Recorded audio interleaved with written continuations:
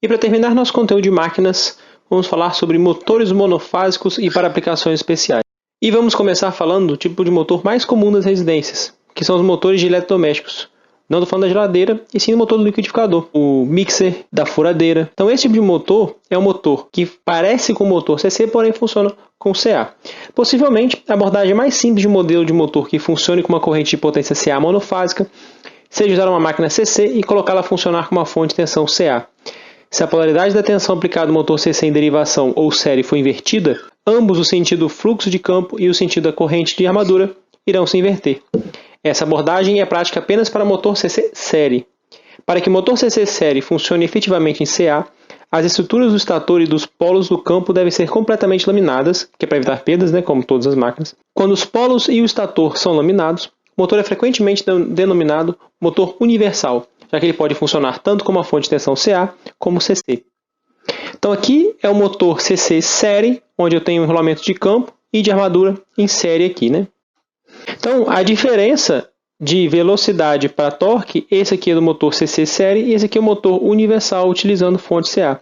Vejam que a minha velocidade diminui quando o meu torque aumenta, que é justamente a característica que eu preciso quando eu quero furar alguma coisa. Então se eu estou furando uma parede, eu quero que quanto menor a velocidade, maior seja esse torque, para poder conseguir furar direito essa parede, as partes pesadas, por exemplo.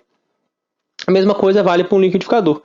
Se ele diminui a velocidade, que é porque está batendo alguma coisa mais pesada, eu tenho que ele aumente o torque dele. Então ele vai ter uma força maior para quebrar ou bater isso que é mais pesado. Há duas razões para a diferença entre as características de conjugado versus velocidade da mesma máquina quando está funcionando com uma fonte de tensão CC e com uma tensão CA. Os enrolamentos de armadura de campo têm uma reatância bem elevada, em 50 ou 60 Hz. Uma parte significativa da tensão de entrada sofre queda reativa nesses enrolamentos.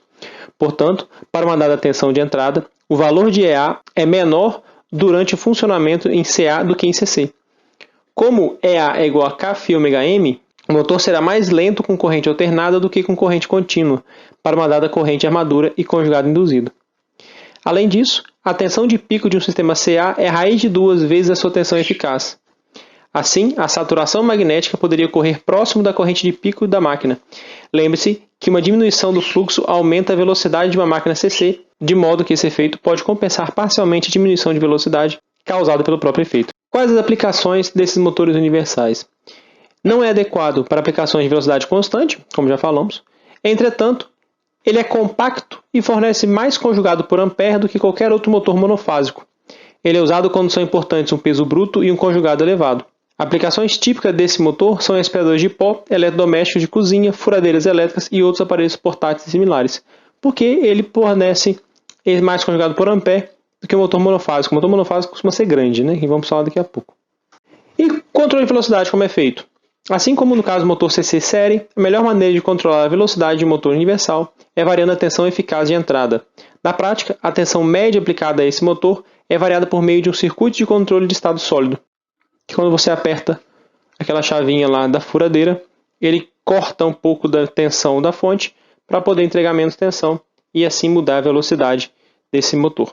E o controle de velocidade, eu vou utilizar resistores variáveis, que são aqueles botões de ajuste dos motores. No caso da furadeira, como eu falei, é aqueles ajustes de velocidade, 1, 2, 3 ou 1, 2. Então aqui eu tenho essa resistência de controle, que vai controlar o comando de um tiristor, que vai cortar essa onda para poder diminuir ou alterar qual a tensão eficaz que vai estar sendo aplicada nesse meu motor, nesse enrolamento aqui de campo e armadura. Pode ser feito com tiristor ou com triac. Todos os dois são elementos de estado sólido que vão fazer esse efeito de cortar a onda de tensão para diminuir ou aumentar a tensão eficaz da máquina. Lembrando que a tensão eficaz máxima vai ser toda a corrente alternada, toda a onda. E agora vamos falar dos motores de indução monofásicos. Outro motor comum é a versão monofásica do motor de indução. Os motores de indução monofásicos apresentam uma série de desvantagens. Como apenas uma fase do enrolamento estator, o campo magnético em um motor de indução monofásico não gira. Então, precisa de 3 fases para poder girar. Em vez disso, ele pulsa, primeiro intensamente, depois mais fracamente, mas sempre na mesma direção. Como não há campo magnético girante no estator, o motor de indução monofásico não tem conjugado de partida. Como o campo magnético do estator não gira, não há movimento relativo entre o campo do estator e as barras do rotor. Portanto, nenhuma corrente circula e, consequentemente, nenhum conjugado é induzido. Quando está parado, o motor assemelha-se a um transformador com enrolamento secundário em curto-circuito. Entretanto, logo que o rotor começa a girar, um conjugado induzido é produzido nele. Há duas teorias básicas que explicam por que um conjugado é induzido no rotor. Então, logo ele começa a girar. Uma é denominada teoria do duplo campo girante dos motores de indução monofásicos e a outra denominada teoria do campo cruzado dos motores de indução. Basicamente, a teoria do duplo campo girante dos motores de indução monofásicos afirma que um campo magnético pulsante estacionário pode ser decomposto em dois campos magnéticos girantes, do mesmo módulo e girando em sentidos opostos. Considere um motor de indução monofásico como um rotor que foi levado até velocidade de operação por meio de algum método externo. As tensões produzem um fluxo de corrente no rotor que, devido à sua elevada reatância, está atrasada em relação à tensão em quase 90 graus. Como o rotor está girando próximo da velocidade síncrona, esse intervalo de tempo de 90 graus na corrente produz um deslocamento angular de quase 90 graus entre o plano da tensão de pico do rotor e o plano da corrente de pico. Com o campo magnético presente no motor, o motor de indução desenvolverá um conjugado líquido resultante no sentido do movimento e esse conjugado manterá o rotor girando. Aqui eu tenho BR atrasado em relação a BS em cerca de 80 graus, onde aqui está meu BS atrasado aqui, em relação ao meu BR. E a partida dos motores de indução monofásicos. Há três técnicas que usualmente são utilizadas para dar partida nesses motores: enrolamentos de fases divididos, enrolamentos com capacitores, polos sombreados e estator. Todas essas técnicas de partida são métodos em que um ou dois campos magnéticos girantes no motor é tornado mais forte que o outro. Com isso, o motor recebe empurrão inicial em um sentido ou outro. Então, a gente falou que ele tem pulsos em sentido contrário. Se eu tornar um desses pulsos mais fraco, eu consigo fazer esse motor começar o movimento. Porque quando tem esses dois pulsos em sentidos contrários, ele não vai dar partida, né? O motor de fase dividida é um motor de indução monofásico com dois enrolamentos estator. Um enrolamento estator principal P e um enrolamento auxiliar de partida A. Esses dois enrolamentos são instalados em um distanciamento angular de 90 graus elétricos sobre o estator do motor. O enrolamento auxiliar é projetado para ser desligado do circuito a uma certa velocidade, que é ajustada por meio de uma chave centrífuga. É projetado para ter uma razão resistência-reatância mais elevada do que o enrolamento principal, de modo que a corrente no enrolamento auxiliar estará adiantada em relação à corrente no enrolamento principal. Então aqui eu tenho um circuito equivalente. Os enrolamentos principais aqui estão em paralelo com a minha tensão da fonte, enquanto esse meu enrolamento auxiliar está conectado a essa chave centrífuga. Não é tão comum assim achar um motor com essa chave centrífuga. Eu já vi um até hoje. O mais importante aqui é a relação do torque com a velocidade. Eu tenho o enrolamento principal mais o de partida, aqui mais elevado do que se fosse só o enrolamento principal. Dado o momento, eu desligo essa chave centrífuga e ela volta a essa curva que seria a original, né? Sem nenhuma chave, sem nenhum enrolamento auxiliar, né? E aqui está essa chave. E vejam que com o aumento da velocidade, essa chave abre, quer dizer, essa inércia faz ela abrir aqui, e eu tenho que ela desliga esses enrolamentos auxiliares. Eles são usados em aplicações que não exigem conjugados de partida muito elevados, como ventiladores, sopradores e bombas centrífugas. Estão disponíveis em tamanhos de faixa de potência fracionária e são bem baratos. O sentido de rotação de um motor pode ser invertido, trocando as conexões do enrolamento auxiliar e deixando inalteradas as conexões do enrolamento principal. Em algumas aplicações, o conjugado de partida do motor de fase dividida não é suficiente para dar partida à carga no eixo do motor. No motor com capacitor de partida, um capacitor é colocado em série com o enrolamento auxiliar do motor. Pela escolha apropriada do valor do capacitor, a força magnetomotriz da corrente de partida do enrolamento auxiliar poderá ser ajustada para ser igual à força magnetomotriz da corrente do enrolamento principal, e o ângulo de fase da corrente no enrolamento auxiliar poderá ser tal que a corrente estará adiantada de 90 graus em relação à corrente do enrolamento principal. Neste caso, o conjugado de partida do motor pode ser superior a 300% no seu valor nominal. Motores com capacitor de partida são mais caros do que motores de fase dividida e são usados em aplicações em que um conjugado elevado de partida é absolutamente necessário. Aplicações típicas desses motores são os compressores, bombas, ar-condicionado e outros tipos de equipamento cujas partidas ocorrem em carga. O capacitor de partida faz um trabalho tão bom de melhoria da característica de conjugado versus velocidade de motor de indução que algumas vezes o enrolamento auxiliar com um capacitor menor é deixado permanentemente no circuito do motor.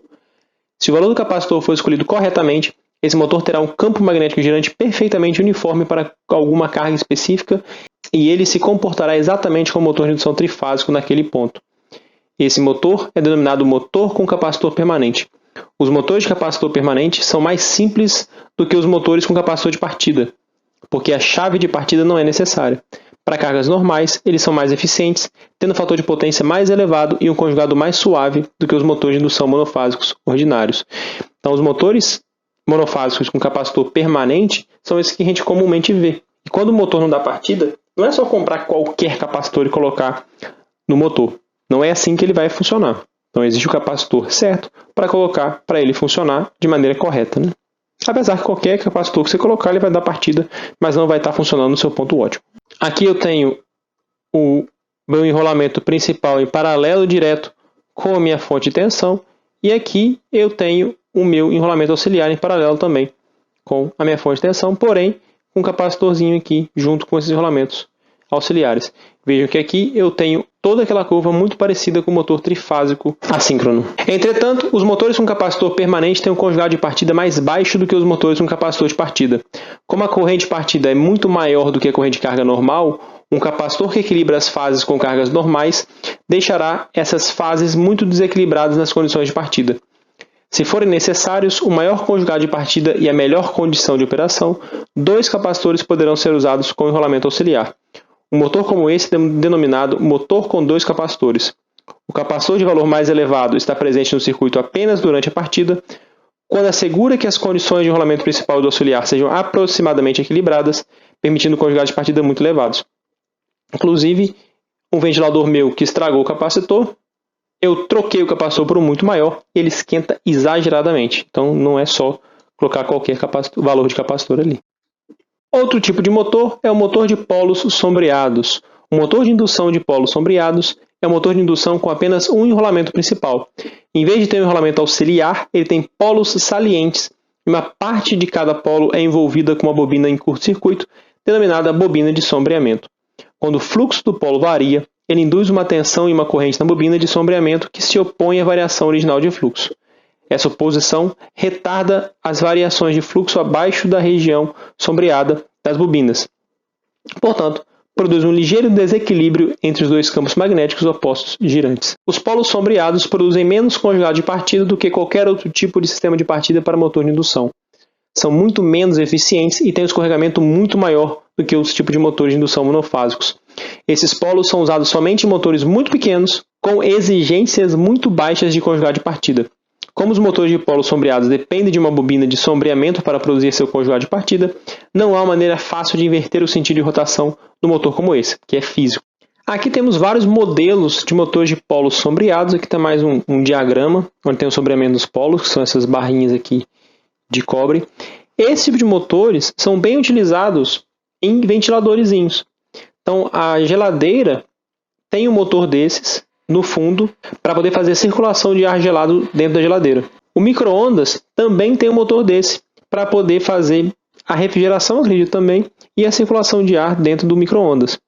Uma outra aplicação são nas airfryers, que é o motor mais potente desse, maior, que faz justamente a questão da ventilação da airfryer, né? Esses motores possuem essas aplicações porque a construção, de certa forma, é bem simples e ele não tem manutenção nenhuma, né? Eu tenho apenas uma bobina e eu tenho esse motorzinho. Apesar que umas geladeiras do IFES já deu problema nesse motor. Sem esse motor ela dava 0 grau, mas ela não congelava nada. Eu peguei o motor de micro-ondas, que era basicamente o mesmo, e coloquei de volta lá na geladeira. Na verdade eu peguei só o rotor aqui desse tipo de motor. Então tem vários tamanhos, vários tipos de potência. Vejam, esse aqui vai ser mais robusto, porque eu tenho um campo magnético bem maior aqui sendo gerado. Olha, tenho mais metal aqui por causa da saturação do campo magnético, né? Então tem que ter mais metal para aguentar esse campo magnético maior. E assim também eu tenho um rotor maior aqui para poder receber esse campo magnético maior, né? E aqui temos um diagrama mais simplificado aqui. Então os polos sombreados vão fazer a mudança aqui deste campo magnético para poder permitir esse giro do motor. Como é físico, a mudança de sentido de giro desse motor já é um pouco mais complicado. Vejam que eu tenho um torque de partida baixo, por isso ventiladores é uma boa aplicação, até um conjugado máximo. Na velocidade síncrona eu não tenho torque. Ele é um motor muito leve, se botar a mão, ele para na hora. Então aqui tem um efeito melhor do sombreamento dos polos. Vejam, o campo magnético vai girando. Eu tenho uma forma de um campo magnético girante aqui, por causa desse sombreamento dos polos. Ele desloca, dependendo da angulação dessa minha onda, um pouco esse campo magnético. Então aqui tem um efeito diferenciado quando eu tenho a mudança do sentido de corrente para um lado e para o outro. Vejam, eu tenho uma concentração aqui do campo magnético, onde não tem esses polos sombreados, né, na parte do lado. Aqui dá para ver no cantinho aqui eu tenho esse sombreamento. Então eu tenho uma concentração maior de campo magnético aqui, que faz girar. Nos dois sentidos da minha onda, eu tenho esse campo magnético no mesmo sentido aqui, fazendo o motor girar em uma direção. Os motores de indução monofásicos podem ser classificados de melhor a pior em termos de sua característica de partida e operação. De dois capacitores, com capacitor de partida, de capacitor permanente, de fase dividida e polos sombreados. Naturalmente, o melhor motor também é o mais caro e o pior motor é o mais barato. Nem todas essas técnicas de partida estão disponíveis em todas as faixas de tamanho dos motores. Então, controle de velocidade de motores de indução monofásicos. Em geral, a velocidade dos motores de indução monofásicos pode ser controlada do mesmo modo que a velocidade dos motores de indução de múltiplas fases. Variação da frequência do estator, mudança do número de polos, mudança da tensão terminal aplicada VT. A tensão aplicada no motor pode ser alterada de três maneiras. Um autotransformador vai conseguir elevar essa tensão ou abaixar. Um circuito controlador de estado sólido, que aí eu tenho transistores chaveando essa minha corrente, parecido lá com o da furadeira. Um resistor pode ser inserido em série com o circuito estator do motor, lembrando que esse resistor vai esquentar. Outra técnica é também usada com motores de escorregamento muito elevado, como motores de polos sombreados. Em vez de usar um autotransformador separado para a variação de tensão aplicada ao estator do motor, o próprio enrolamento do estator pode ser usado como um autotransformador. Então, como eu tenho um enrolamento só, no caso dos polos sombreados, se eu fizer o enrolamento total, eu vou ter uma velocidade maior. Se eu pegar metade desse enrolamento, eu vou ter uma velocidade menor, porque o campo magnético vai diminuir. O modelo de circuito de um motor. A melhor maneira de iniciar a análise de um motor de indução monofásico é examinando o motor quando ele está parado. Nesse momento, o motor assemelha-se simplesmente a um transformador monofásico. Agora, quando o motor está parado, recorde-se que o fluxo pulsante no entreferro do motor parado pode ser decomposto em dois campos magnéticos iguais e opostos dentro do motor. É possível dividir o circuito equivalente do rotor em duas seções, cada uma correspondendo aos efeitos de um dos campos magnéticos. Agora, suponha que o rotor do motor comece a girar por meio de um enrolamento auxiliar e que o enrolamento seja desconectado quando a velocidade de funcionamento do motor for atingida. Para o campo magnético progressivo, a diferença por unidade entre a velocidade do rotor e a velocidade do campo magnético é o escorregamento S. O campo magnético progressivo gira na velocidade n-sync e o campo magnético retrógrado vira na velocidade n-sync. Então aqui eu tenho a divisão entre os dois enrolamentos no meu circuito equivalente. Tenho a parte progressiva e a parte retrógrada. O circuito equivalente do motor de indução monofásico é similar ao circuito equivalente trifásico, exceto pelo fato de que estão presentes ambas as componentes progressivas e retrógrada da potência conjugado. As mesmas relações genéricas de potência conjugado que se aplicavam aos motores trifásicos também podem ser aplicadas às componentes progressiva e retrógrada do motor monofásico. A potência e o conjugado líquidos da máquina serão as diferenças entre as respectivas componentes progressivas e retrógradas.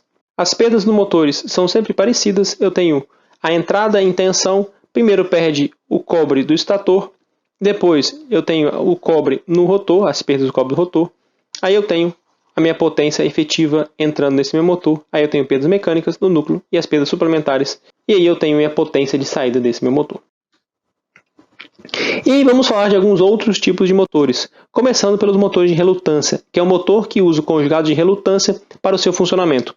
O conjugado de relutância é o conjugado induzido em objeto de ferro, como alfinete, na presença de um campo magnético externo, levando o objeto a se alinhar com o campo magnético externo. Esse conjugado ocorre porque o campo externo induz um campo magnético interno no ferro do objeto. Daí surge um conjugado entre os dois campos que faz girar o objeto até que ele esteja alinhado com o campo externo. O motor de relutância com partida própria, que irá operar na velocidade síncrona até que o seu conjugado máximo de relutância seja excedido, pode ser construído modificando o motor de indução. Nessa figura, o rotor tem polos salientes para funcionar em regime permanente como um motor de relutância e também tem enrolamentos amortecedores de partida.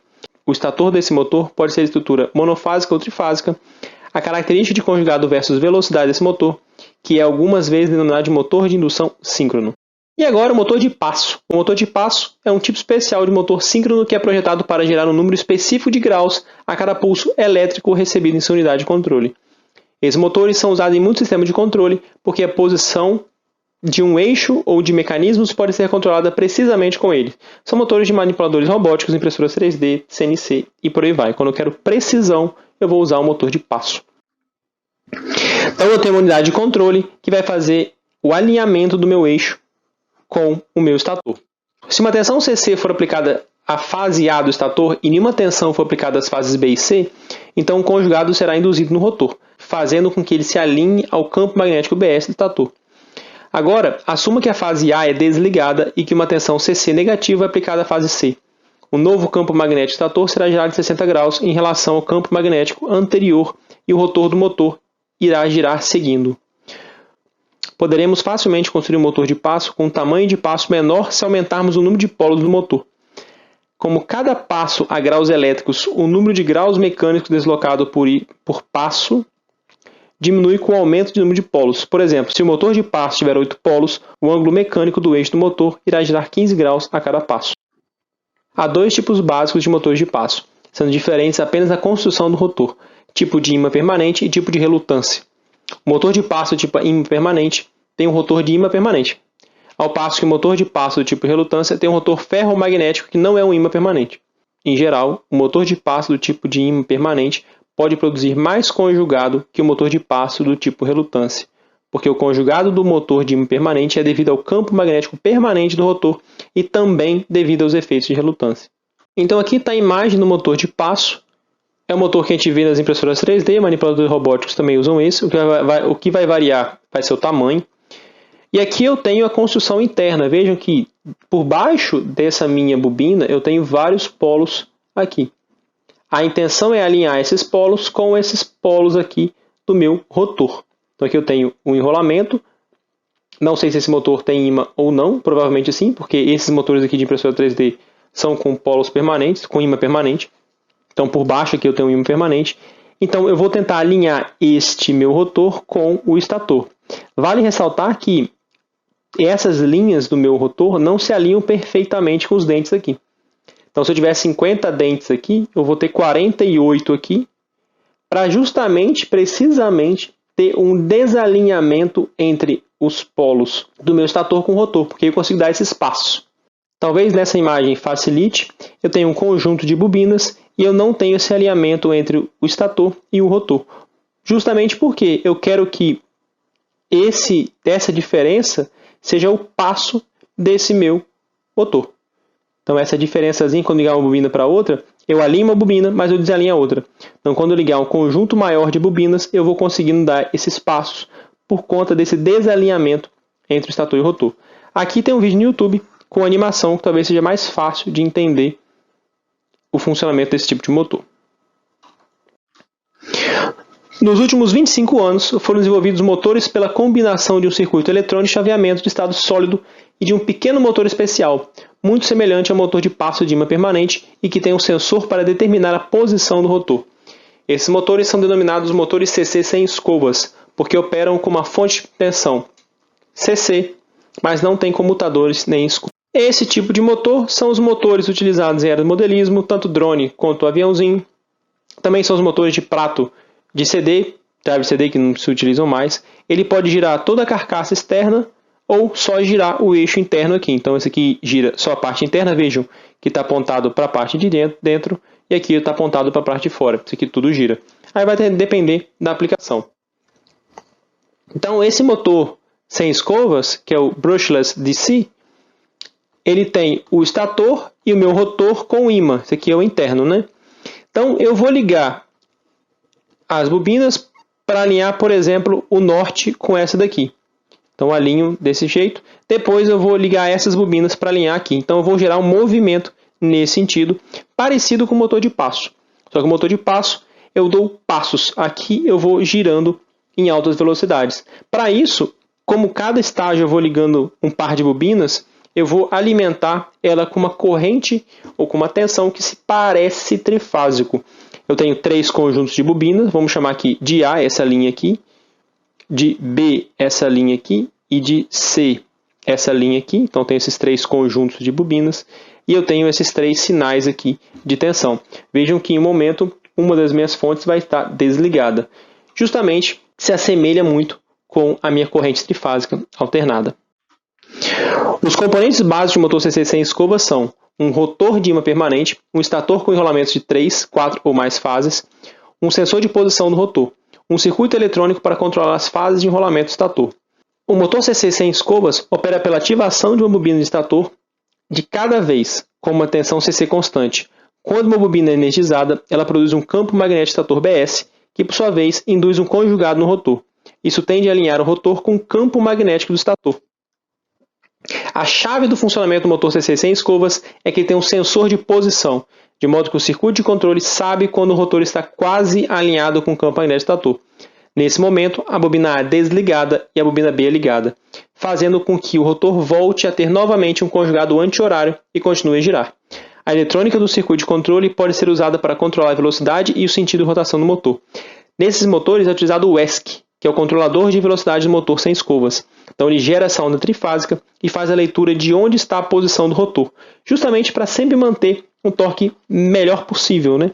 Então lembre lá no motor CC, eu tinha o comutador para poder fazer essa mudança das bobinas, da corrente que passa por elas, dos enrolamentos, para poder ter o maior torque possível. No motor sem escovas, a própria leitura do sensor faz com que eu saiba onde que está esse meu rotor e eu mude a corrente das bobinas.